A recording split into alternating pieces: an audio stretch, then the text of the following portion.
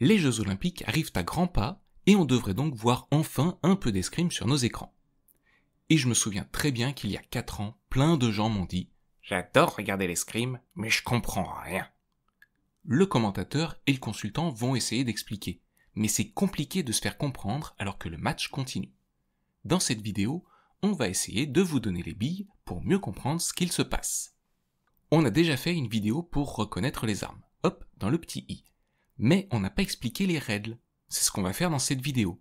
Évidemment, on va pas tout expliquer en détail, hein. Le but c'est de donner suffisamment d'informations pour que ceux qui n'y connaissent rien puissent comprendre un minimum. À moins que vous ne débarquiez d'une autre planète, auquel cas bienvenue sur Terre, vous savez déjà que le but de l'escrime, c'est de toucher l'adversaire avec son arme. Et non, on n'a pas le droit de lancer son arme. Ça, c'est fait. On a déjà fait une vidéo très brève sur les armes, hop, dans le i aussi. Grâce à cette vidéo, vous savez déjà que les règles à l'épée sont très simples. On touche toute la surface du corps de l'adversaire avec la pointe, et si on touche, on marque un point. Bref, lumière égale point. Et si les deux lumières s'allument, les deux tireurs marquent un point. Seule exception, les touches à terre ne comptent pas. Une touche à terre, c'est quand on touche ici. Là, c'est la piste métallique, et si on la touche, rien ne se passe, c'est quand même bien foutu. L'épée, c'est fait. Il reste donc les deux armes conventionnelles, le fleuret et le sabre. Normalement, vu le titre de la vidéo, vous vous y attendiez un peu. Les conventions sont les mêmes au fleuret et au sabre, alors on va prendre uniquement le fleuret comme exemple dans la suite, et ce pour 2 raisons. 1, il y a un truc supplémentaire au fleuret, et 2, le fleuret, ça va moins vite, donc ce sera plus facile pour expliquer. Et on va s'appuyer directement sur des exemples, vous aurez toutes les références dans la description.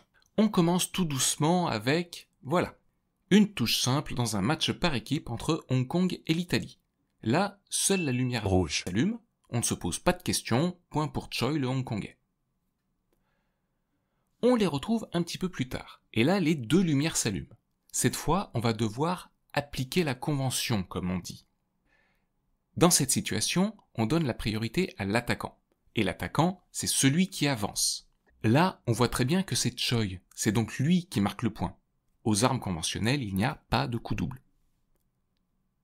On revient au début du relais pour une situation beaucoup plus compliquée à voir. Apparemment, les deux attaquent en même temps.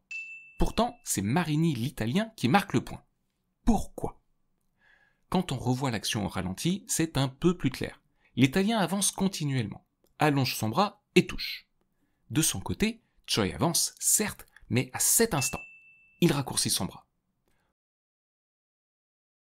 On dirait que l'Italien raccourcit aussi son bras, mais c'est en réalité le moment où il lance son attaque. Quelques images plus tard, c'est encore plus flagrant. Marini est lancé et Choi réagit par une contre-attaque. Ça, c'est une situation compliquée pour les néophytes. Si vous n'avez pas compris, ne paniquez pas, c'est pas toujours comme ça.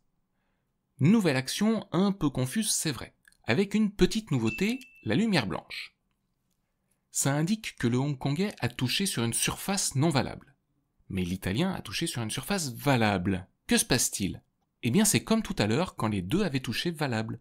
On applique la convention. Au ralenti, on voit que les deux attaquent en même temps, mais le fleuret de Marini tombe sur le fleuret de Choi. C'est une parade du Hongkongais, qui récupère automatiquement la priorité et il a droit à sa riposte. C'est cette riposte qui touche une surface non valable. Que l'Italien ait touché ou pas, on s'en moque. C'est la touche de celui qui a la priorité qui compte. Donc, il n'y a rien, et on continue. Petit détail pratique. Vous ne verrez cette lumière blanche qui indique une touche sur une surface non valable qu'au fleuret. À l'épée, tout est valable, et au sabre, cette lumière ne s'allume pas vu comment fonctionne l'appareil. Petite parenthèse avec une situation que vous verrez souvent. On dirait que Choi invite Marini à le toucher. En réalité, c'est l'inverse. L'assaut est arrêté, et Marini veut vérifier que tout fonctionne quand il touche la bavette de son adversaire. En préparant cette vidéo, je suis tombé sur cette action.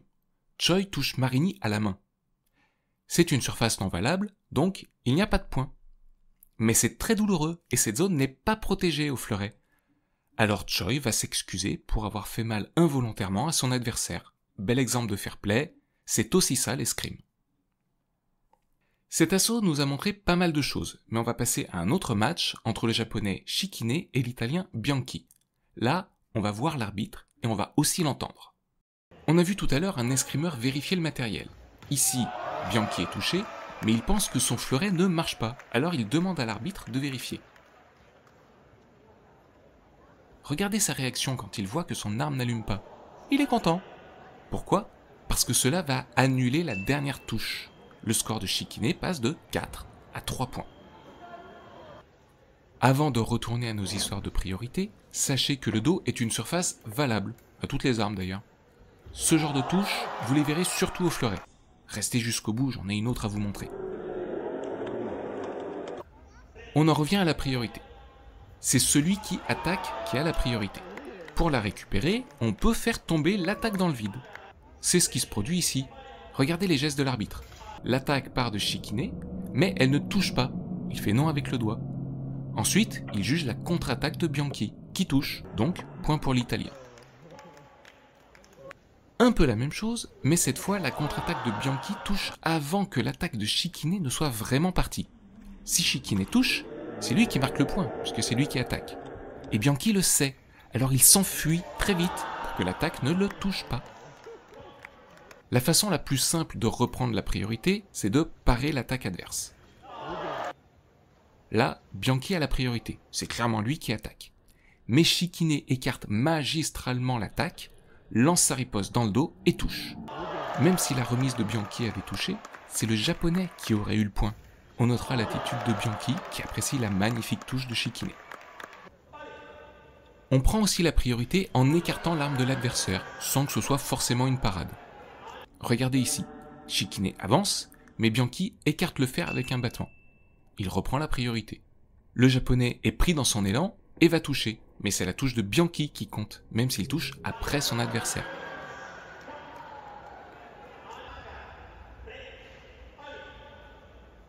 Et on combine plein de choses qu'on a vues pour finir. Là, peu importe qui avance pour déterminer la priorité, ce n'est pas assez franc.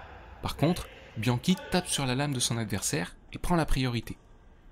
Shikine a beau toucher une surface valable, c'est la touche de Bianchi qui compte, même si elle est sur une surface non valable. C'est ce que dit l'arbitre, même si on le voit pas trop. Attaque qui touche, non valable. Ouf, on s'arrête là. Je vous invite à regarder le match entre Shikine et Bianchi en entier, il est absolument magnifique, le lien est dans la description. J'espère que cette vidéo tuto vous permettra de mieux comprendre les matchs d'escrime et que vous apprécierez encore mieux d'en voir sur vos écrans. A bientôt et bon JO!